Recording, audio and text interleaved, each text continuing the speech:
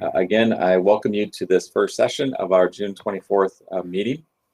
And I'd like to go ahead and turn this over to the chair of this session, Dr. Mike Muchiknaus, who is our ISRTP coordinator. Mike?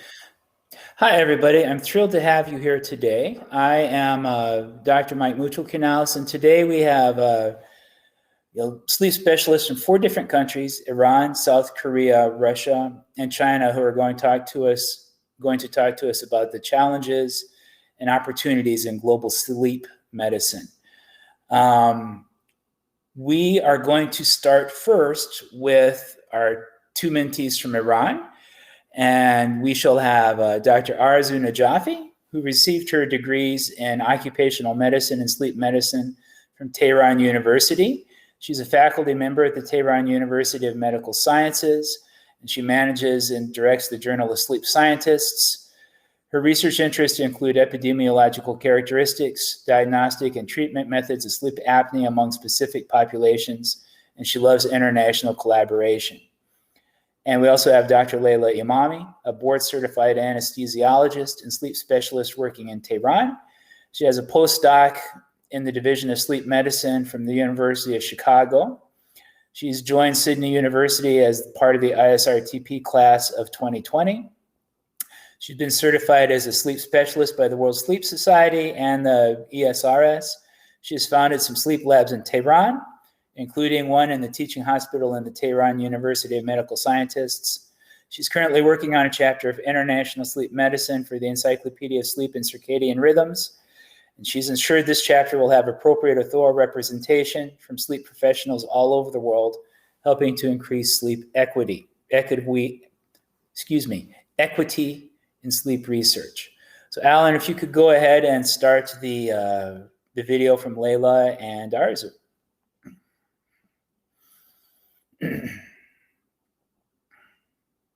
Emami. I'm a sleep specialist and anesthesiologist. I'm going to give you a brief overview of practice of sleep medicine in Iran. I have no conflict of interest. Although Iran is a developing country, but in view of medical technology and professional physicians, it can be regarded as one of the leading countries in the region. And in the health literature, the health system in Iran has been cited as one of the most robust with strong national health indicators. Another interesting fact about the health system in Iran is the medical tourism. Many people travel to Iran because of its high quality health services and affordable treatments. And they mostly come to Iran for rhinoplasty, for plastic surgery, and infertility treatments. For example, in 2017, we had more than 600,000 tourists who came to Iran for medical purposes. In the field of sleep medicine, we have more than 40 sleep specialists in Iran. They have gone through the training in an accredited sleep medicine fellowship program. They are under the umbrella of Iranian Sleep Medicine Society, and they come from 8 different specialties in medicine, including anesthesiology, neurology, occupational medicine, otolaryngology, and the rest of that I have listed them here. There are lots of sleep clinics in Iran. They are established in many large cities and even in small cities, although there is a huge variety in the quality of the tests and services they offer the patients. Recently, the Ministry of Health in Iran with Iranian Sleep Medicine Society, they have created some resources and rule books for accreditation of sleep clinics, as well as standardizing polysomnographies, MSLT, MWT, and titration studies. And the last update is in November 2020. We have different modalities of PAP devices available in Iran from different brands. We have oral appliances. Also, we have CBTI and myofunctional therapy available in Iran, although they are not structured well. Different medications, including the medications for insomnia, wake-promoting drugs, for narcolepsy, or other disorders in the field of sleep medicine are available in Iran, but there are some other newly developed pharmaceuticals are still not available because of the cost or because of banking restrictions. Here I have created a table of costs for different services that are offered in the field of sleep medicine, including the visit of sleep specialists, in-lab polysomnography, titration study that you can see they can be as low as $40 in public hospitals to as high as a couple of $100 in private system, and there is limited reimbursement in these issues. For MSLT and MW tests, you can see that the price in private clinics is around twice the public hospitals. And the hospital bed charge can be as low as $50 to as high as around $300, depending on the hospital.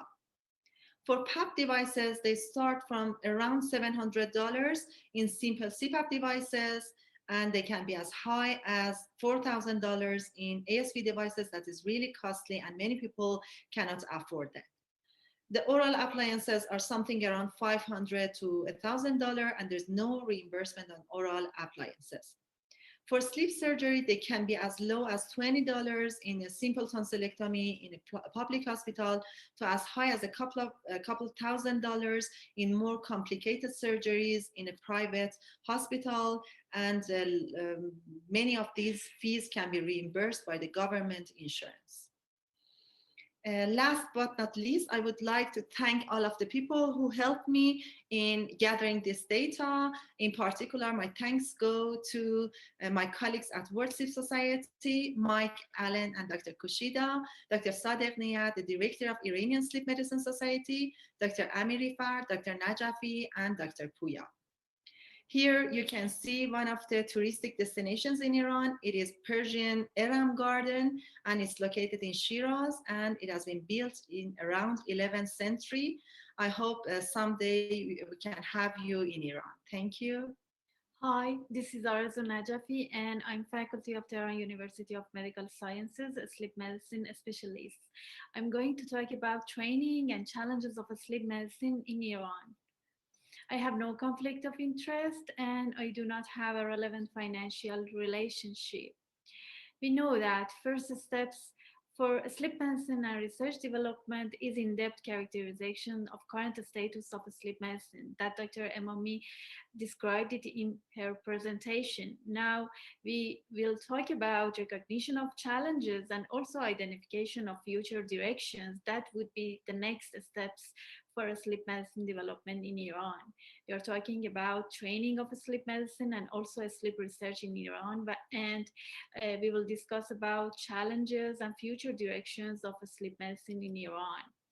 We have two main training programs, that the first is for sleep technicians and the other is for a sleep medicine fellowship trainees, and the 8 disciplines that are qualified for practicing sleep medicine can take part in a sleep medicine fellowship program. There are 6 universities that are approved for training sleep medicine fellows. We have sleep-related research centers that are located mainly in the universities with approved positions for sleep medicine fellowships. Also, Iranian Sleep Medicine Society publishes an English journal called Journal of Sleep Sciences, aiming to develop sleep research in the country. What about challenges of sleep medicine in Iran? The first and the most important challenge is strategies of country's healthcare system on sleep medicine. The directions towards this challenge could be providing the Ministry of Health with the roadmap of sleep medicine that is in progress now, and also collaboration with World Health Organization. The other challenge is limited screening programs for sleep problems in the national level and on other levels. The directions could be screening methods according to current status of sleep problems in Iran, and also implementation of sleep health awareness in public health policies.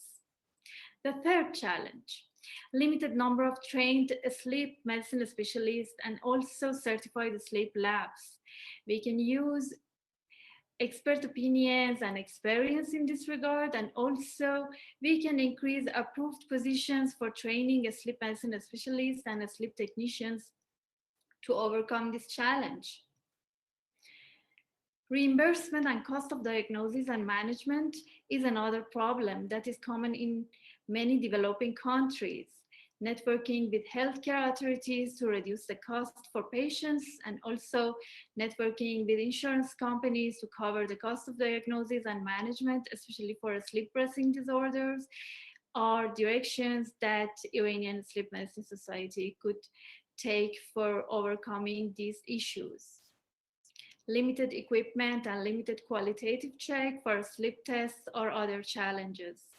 Networking with international companies to produce local equipment, and also providing qualitative checks for sleep tests for future data sharing of sleep information could be taken into account. And the last challenge is limited epidemiological information and also national registries on sleep disorders. Development of national sleep research plans and networks, and also providing funds for epidemiological assessment of sleep disorders could be used for overcoming this challenge. In conclusion, much progress has been made since 2005, the year of establishment of Iranian Sleep Medicine Society, and we have much work to do to reach our goal, which is reducing disparities and also promoting sleep medicine in Iran for a healthier future. In the end, I would like to thank World Sleep Society colleagues, Dr. Kushida, Allen, Mike, and also our colleagues from Iranian Sleep Medicine Society, Dr. Sadaq Niyat, Dr. Ala Muhammad, Dr. Emami, and also Dr. Pak and Dr. Lim. Thank you so much for your excellent presentation on sleep medicine challenges and opportunities in Iran, Dr. Emami and Dr. Najafi. I was wondering about, you guys mentioned the accreditation process going on, and that's about a year away. Could you elaborate on that a little bit?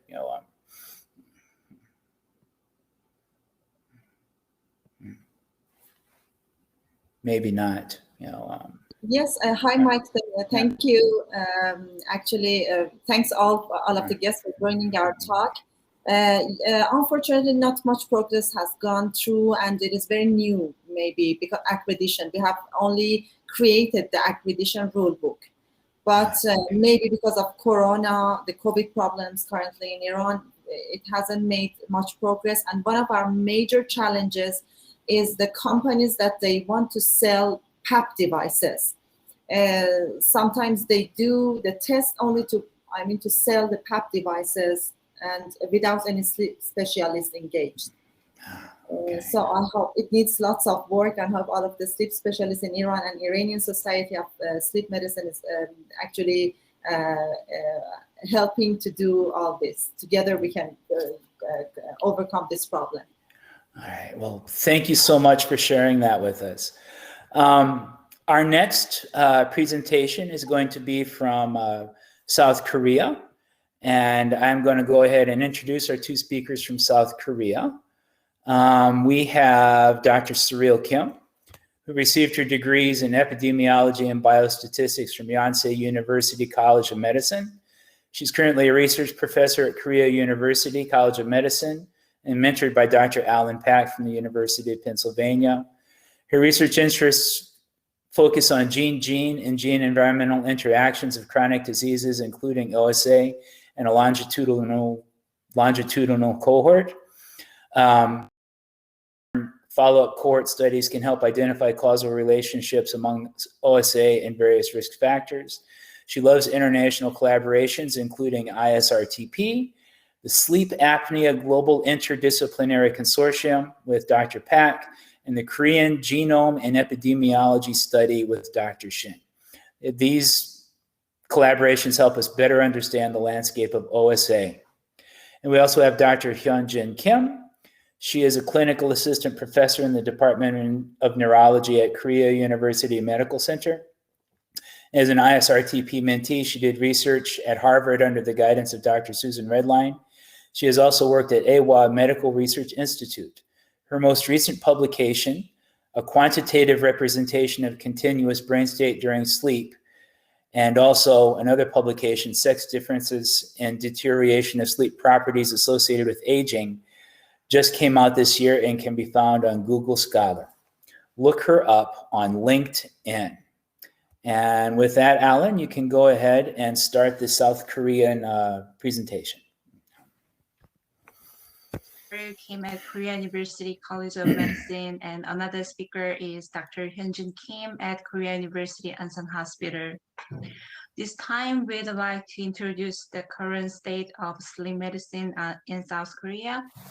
Our main topics are healthcare systems, reimbursements and costs, current state of sleep medicine practice and training, and challenges to sleep medicine in South Korea. I will talk the first two topics, and then Dr. Kim will talk remaining things. First, I'd like to talk to the healthcare systems in South Korea. Healthcare in South Korea is universal and funded through a combination of pay-for-health insurance from employers, employees, and individuals, government subsidies, outside contributions, and tobacco surcharges. With the National Health Insurance Scheme, subscribers have the freedom to choose their own healthcare provider and facility. South Korea achieved universal health insurance in 12 years. This achievement started in 1977 when the government mandated medical insurance for employees and their dependents in large firms with more than 500 employees. Gradually, health insurance coverage was expanded to different groups in the society. In the late 1980s, health insurance expansion became regionally based. First, the rural residents in 1988, and then urban residents in 1989. In 1999, the Unified Health Insurance Act is implemented. Our government provides the following essential social insurance services, such as national pension scheme, employment insurance, industrial accident compensation insurance, and national health insurance scheme. The subscribers have an obligation to pay insurance premiums according to their income. All healthcare institutions should provide healthcare services according to the standard payment model of the NHI stream for the majority of outpatient and inpatient care to the subscribers, regardless of whether it is a public or private institution. Now, almost all people in South Korea are eligible for coverage under the NHI stream. In 2020, the population of South Korea was estimated to be around 53.1 million by National Statistical Office. As of 2018, about 51.1 million are under the NHI stream. This number is about 96% of the total population in South Korea, while the medical aid program covers the remaining 1.5 million. The next, I'd like to talk to the reimbursements and costs for general and sleep medicine in South Korea. Korean public health care covers between 50 to 80% of medical costs depending on individuals' needs and the treatment they receive. The coverage rate of NHI was 64%, the self-burden rate was 19%, and NH does not cover was 16% in 2019. On the other hand, in South Korea, overnight PSG might be costed $700 to $1,000 per night before the NHI coverage. However, PSG and PEP have been included in Korean NHI coverage for sleep apnea or narcolepsy or idiopathic hypersomnia patients since July 2018. Under the coverage, the rate of co-insurance for the PSG and CPAP device is 20%. Therefore, burden for patients of full-night PSG in hospital is about $130. CPAP is about $15 per month, and mask is about $19 per year. Hello, this is Hyunjin Kim. I'm Clinical Assistant Professor of Korea University Ansan Hospital, which is located in Republic of Korea. So I will continue with the presentation. The next topic is about the current status of treatment for patients with sleep disorders in Korea. According to the statistics of NHI in Korea, the number of patients visiting clinics or hospitals due to sleep disorders is increasing every year.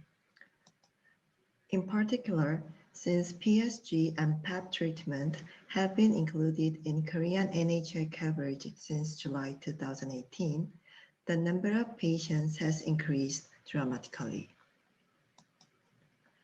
In 2019, the number of patients who underwent PSG increased by 4 times compared to 2018, and the number of patients who registered for PAP treatment increased by 3 times.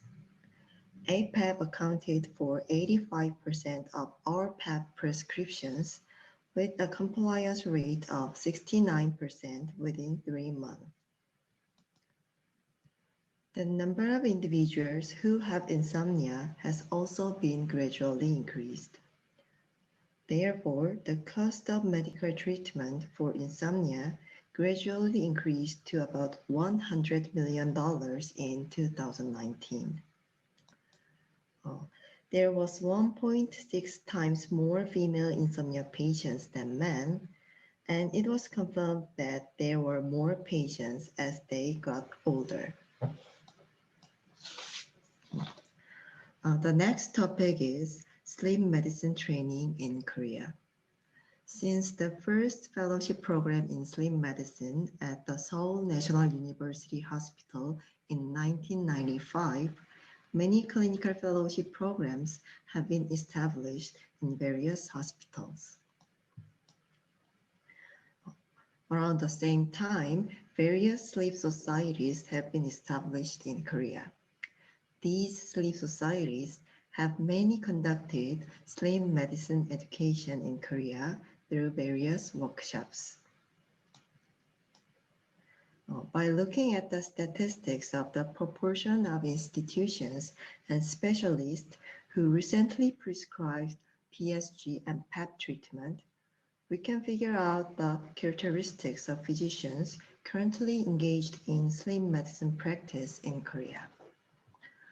It has been common practice to primarily focus on the group of sleep disorder patients visiting each specialty department. However, there was no definite common standard guideline or milestones for sleep medicine training in Korea until recently.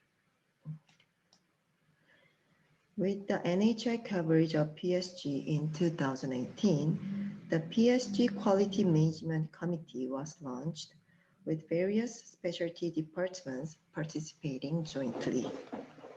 It is an organization delegated by the Korean Minister of Health and Welfare and supervises the training workshops to implement, interpret, and score PSG study. Although it mainly focuses on the qualification criteria for PSG study now, we expect to contribute to the preparation of our sleep medicine training standards in the future.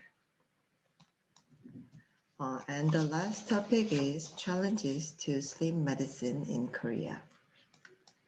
Recent changes in the NHI coverage of PSG and PAP treatment have resulted in a surge in the healthcare utilization related to OSA and narcolepsy. However, social consensus will be needed so that other sleep disorder patients suffering RBD or PLMS can also benefit from NHI. In addition, various diagnostic tests for various sleep disorders also need to be discussed to be covered by Korean NHI. And there's there are still some medicines that cannot be prescribed in Korea. And as I mentioned earlier, I think it's time for various specialists to discuss and develop standard guidelines or milestones for sleep medicine training in Korea. And thank you for your attention. Thank you so much. I appreciated your thoughtful presentation on sleep medicine in South Korea. And I was wondering, what would be the first step for training standards to kind of get that started? Do you guys have any thoughts on that? Oh, hi, this is Hyunjin. Yeah. And I think the establishment of the PSG qualification committee was actually the first step. Okay. Yeah. Okay. So, Good. Yeah. and it's just about to make a certification for the PSG reading physicians in a week. Yes. Oh, good. And I think that will be a foundation for the further step for the establishment of the overall sleep medicine training standards or milestones. Yes, I think so. Well, we can talk more about these milestones for training after our next video and other discussions about this. I appreciated you guys' video. Our next presentation is going to be from China. And I'm going to introduce our presenters from China. We have 5 of them. Let me get to it here. Dr. Yuan Zhang, a physician in the Department of Respiratory Medicine at Zhang Hospital. She has part of her PhD program at the University of Michigan in 2017 as a visiting scholar. She's focused on developing better methods to detect and measure nucleotide repeats of messenger RNA and RNA translation products. She's currently interested in sleep medicine, especially exploring potential biomarkers for cognition impairment and obstructive sleep apnea. She's joined the program of sleep medicine epidemiology at Harvard Medical School recently. She's an ISRTP mentor under the guidance of Dr. Redline and Dr. Sofer. We have Dr. Zhang, an ISRTP mentor under the mentorship of Dr. Kushida at Stanford University. Her research interests include insomnia and sleep health. She's just started a new research position at her hospital, and she looks forward to going to Stanford once COVID restrictions lift. We have Dr. Bingqian Zhu. She's trained in nursing. She received her PhD degree from the University of Illinois at Chicago 3 years ago. She's currently working as a research associate professor at Shanghai Jiao Tong University School of Nursing, and she's mentored by Dr. Simon Kyle from the University of Oxford. The long-term goal of Bingqian's research is to develop interventions to improve sleep in an effort to decrease the metabolic risks associated with sleep disorders, thereby maximizing the well-being of adults. She's received intramural, municipal, and national funding to support her research on sleep and glucose metabolism in adults with type 2 diabetes. She also loves international collaborations and is keen on mentoring students. We have Dr. Hua Qin. She's had a busy year researching heart rate variability at Charité University Hospital in Berlin as a mentee of Dr. Thomas Pinzel. Her most recent publication, Heart Rate Variability During Wakefulness as a Marker of Obstructive Sleep Apnea Severity, was just published in the journal Sleep a few weeks ago. You can find it on Google Scholar or PubMed. We have Dr. Wenjing Jiang. Dr. Jiang's research interests focus on sleep disorders and Parkinson's disease. Her most recent publication in this area was last year in 2020. She's currently working on clinical characteristics of paraneoplastic neurological syndrome related to different pathological lung cancers, and she's mentored by Dr. Cleet Kushida at Stanford University. And finally, we have Dr. Yuan Shen. Dr. Shen obtained her doctorate degree in neurology from Soochow University. She's currently an attending neurologist at the second affiliated hospital of Soochow University. She's a member of the Chinese Sleep Research Society and also a mentee of the World Sleep Society International Sleep Research Training Program. Her research interests include Parkinson's disease and sleep disorders, She loves international collaborations and efforts for globalization of sleep medicine practice. And with that, Alan, you can start up the presentation from China. I'm Yuan Zhang from Xianya Hospital, Central South University. I'm so glad to give a talk with my partner Zhang together about our China ISRTP mentees work for Dr. Kushida's encyclopedia. Our title is Sleep Medicine in China. Firstly, we would like to declare we don't have a relevant financial relationship. China is an Eastern Asian population with 1.4 billion population. With such a mass population, we do have an imbalance for the health resources. Here is a table to compare the health resource in China and other developed countries. As you can directly compare this variability, including number of patients, physicians, nurses, beds, or even the nurse-physician ratio, we do have a lower number compared with this developed country. For sleep medicine, here there are more than 2,000 hospitals have set up sleep medicine center or labs. And there are more than 20,000 doctors, technicians, and nurses are working in this field. But not all hospitals in China have developed sleep medicine. Only those big hospitals, or we call this tertiary hospital, have very typical sleep medicine center. They containing physicians, technicians, nurses from different departments, including respiratory medicine, neurology, psychology, pediatry, and more. Mostly these sleep medicine centers are affiliated to one of these departments, and the specialists from these different departments work together as MDT mode to do the diagnosis and treatment for complex sleep disorder.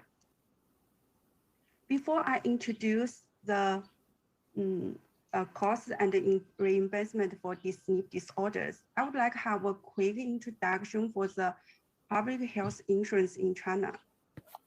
Totally, we have 3 kinds of health insurance, depending on the region you live and your employee status. The first is urban employee basic medical insurance. The second is urban resident basic medical insurance. And the third is rural cooperative medical scheme.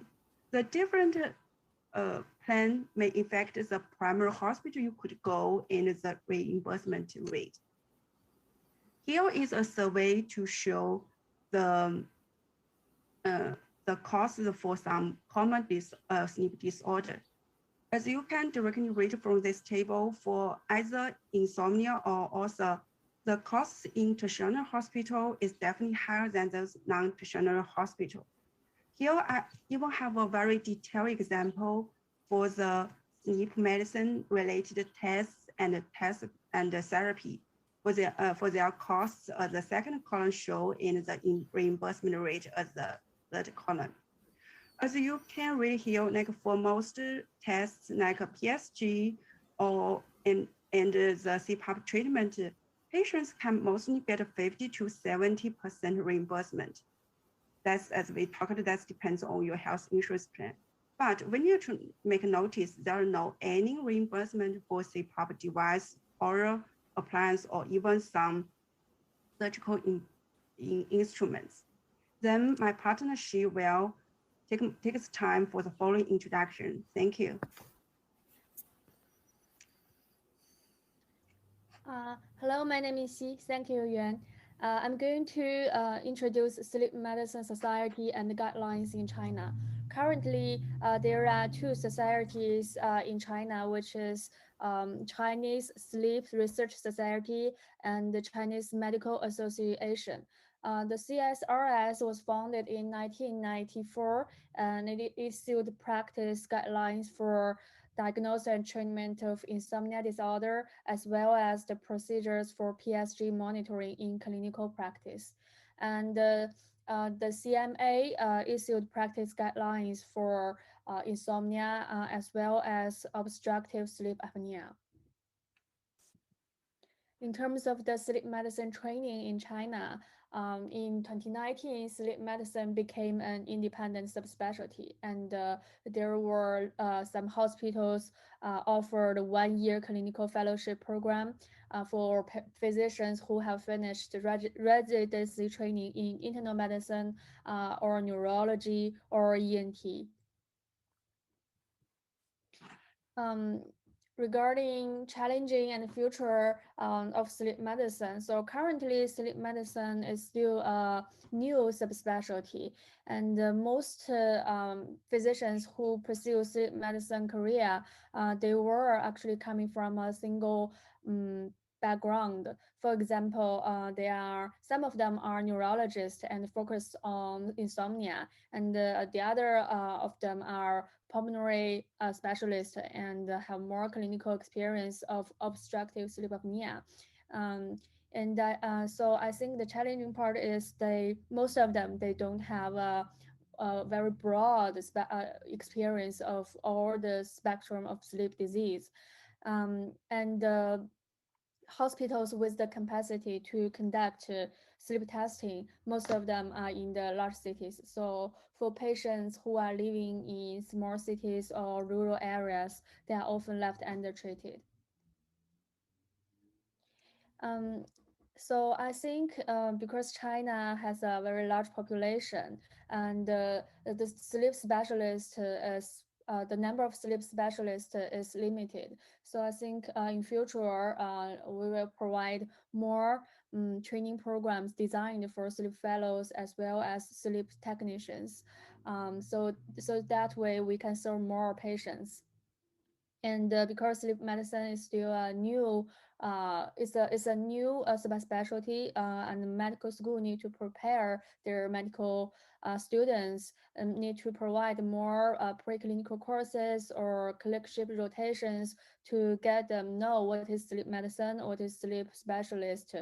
And also, in addition, I think we need to establish national database for sleep medicine that will be good for sleep researchers.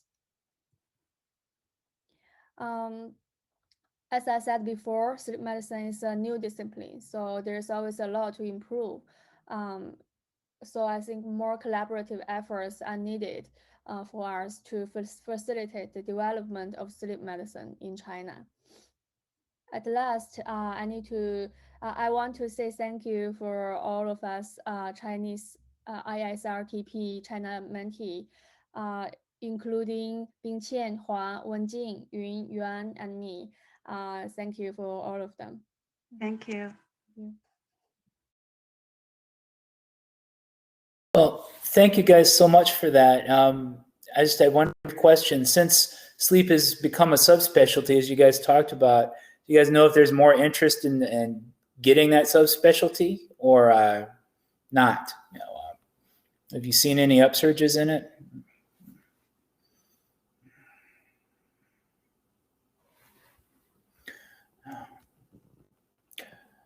Well, maybe we'll talk about that a little bit more in our discussion coming up. It's interesting that sleep medicine has become a subspecialty in China. I'm not sure if that's happened in the other countries yet, so that's great. We have one more presentation. If you would like to post questions for us to talk about in general after this last presentation, please feel free to post those questions in the chat, and we'll address them after this final presentation. Our final presentation is from Dr. Andrey Golovatyuk from Russia. And Dr. Golovatyuk is graduated from Sechenov University in 2020. He's interested in somnology, and he has written review articles about it. And he has membership in the European Academy of Neurology, World Sleep Society, and the Russian Sleep Society. He is an ISRTP mentor under the guidance of Dr. Han Fang in China. So once again, as we're watching Dr. Golovatyuk's presentation, if you have questions and others, feel free to put those in the chat. So go ahead, Alan, and play Dr. Golovatyuk's. Golovatyuk from Russia, medical doctor and international sleep research trainee program mentee from Sechenov University with a mentor Dr. Han in Peking Health People's University, and I'd like to present you the features of sleep medicine in Russia. There is no conflicts of interests or financial or otherwise declared by me. On this slide, you can see the main information about the Russian Federation.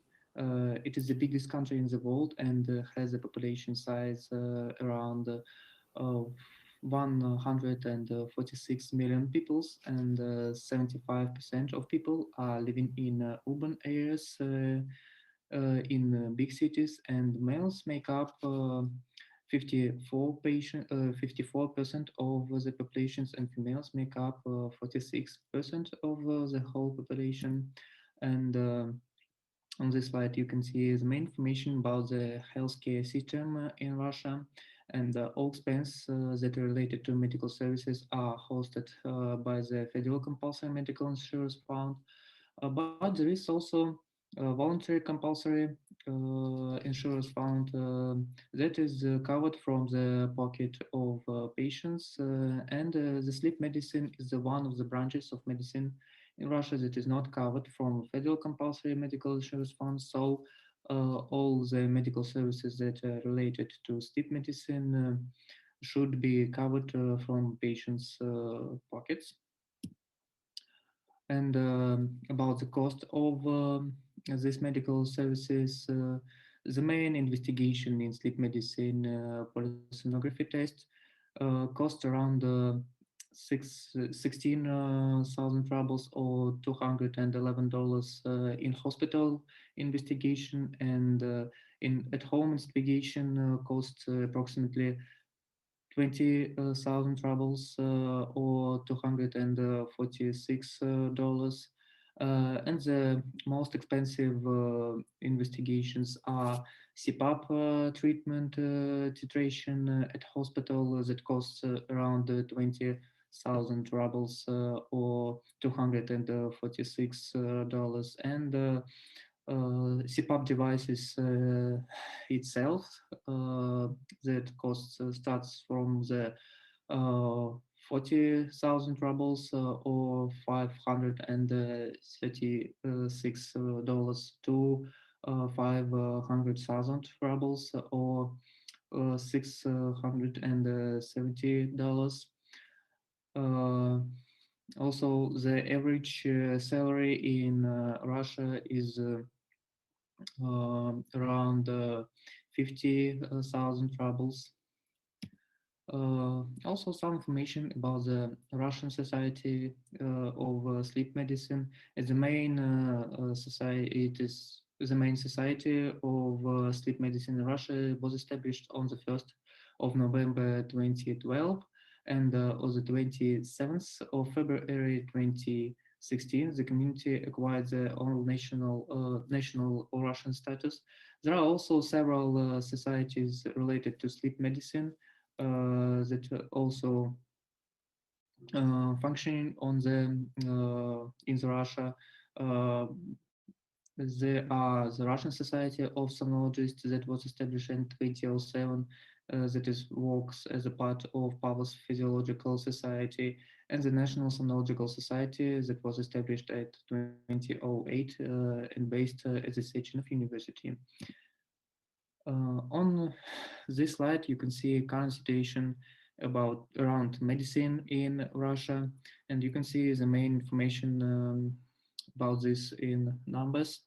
There are approximately 900 patients per one general medicine specialist, 2,000 patients per one surgeon specialist, 5,000 patients per one neurologist, and 8,000 patients for one ophthalmology specialist. And this all species was compared to the somnologists, and you can see that per one somnologist there are around 5,000 500,000 peoples, and compared to the other specialists, other branches of medicine, there are very much patients and peoples per one somnology. About the sleep medicine training in Russia, you can see on the slide that Russian Society of Sleep Medicine gives an opportunity to doctors from different fields of medicine to learn sleep medicine. These fields are usually neurology and pulmonology, but other specialists may also train in sleep medicine. For example, these programs are, you can see on the table the name of the program on the top and on the low duration of learning in hours. For example, training in the use of respiratory monitor lasts for 4 hours, and polysomnography from theory to practice lasts for 36 hours. Also, there is a program aimed for more deep learning of investigation of sleep disorders that lasts 103 hours. And this program is aimed for neurologists on the whole. On this slide, you can see the changes that sleep medicine was faced during the COVID-19 pandemic. This is a restriction regarded in clinic polysomnography investigation, visiting specialists in sleep centers for treatment and correction of treatment, at CPAP titration, cognitive behavioral therapy of insomnia and solutions. There are increased use of in-home polysomnography investigations. This method has as pros such as more convenient place to sleep for patients, and in this condition there is no necessity for adaptive sleep per night. And cons, among the cons, in many cases, polysomnography picture has a less informative picture. And developing technologies through apps and smartphones, unlike consultations via Zoom and other applications for patients who are not able to leave homes. And problems, there are also problems that help to develop sleep medicine in Russia. Among them are spreading insomnia disorders due to high anxiety level because of unstable situation around COVID-19 crisis and remaining risk for health, economic consequences. People are started to interest in insomnia treatments such as pharmacological treatment and cognitive behavioral therapy of insomnia. Also, many attention was because of severe cause of more severe cause of COVID-19 in obstructive sleep apnea patients. This problem attracts attention to the obstructive sleep apnea, and the such methods of treatment of this condition as a CPAP and surgical treatment, and dreaming related to pandemic situation. People who has such dreaming started to interest in sleep architecture, and at what stage of sleep we can see dreaming.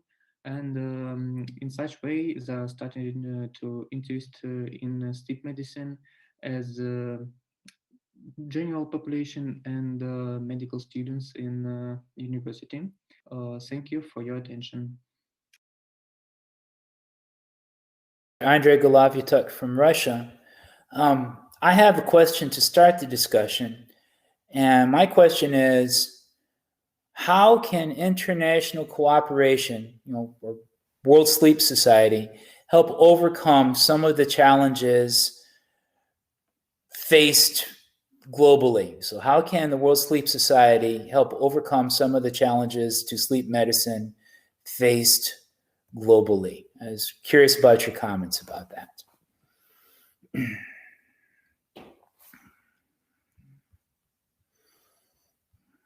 Mike. Hi, Dr. Zhu. Hi. For me, I think this ISRTP is a very good platform for the World Sleep Society to help the mentees from different countries. And then we would be able to share what we've discussed during a meeting with our students or our colleagues. And I think that from one way, it is a good way to help the global sleep medicine development.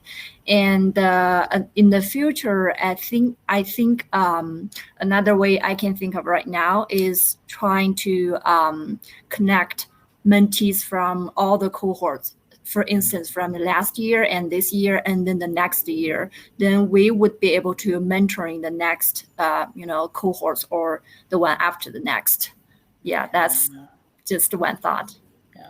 Well, thank you, Dr. Zhu. Are there any other ideas on how the World Sleep Society could help foster collaboration globally? Any other ideas? Mike, thank you for actually for the talks of everyone. It was wonderful. I think that the problems that currently we have, for example, in Iran or the countries that sleep medicine is new, are similar to problems that maybe 40 years ago other countries has, for example, in USA, they have had these problems in the primary steps of developing such a branch of specialty medicine. So maybe sharing their experiences would be valuable for us. For example, know how to persuade insurance companies to pay for the CPAP devices, who is eligible to do a sleep study, who is eligible to prescribe a PAP device, and I mean prescribe the mode of the PAP, not only only a PAP device to a patient. I mean to prescribe the mode, the pressure, and all of the specific things that is in the medical field. All right. Thank you. I appreciate that. I think another question I have, since we have an audience, quite a large audience here, is how do you guys think COVID has affected global sleep medicine? We can't have a discussion on this without raising that. What do you guys see from where you are?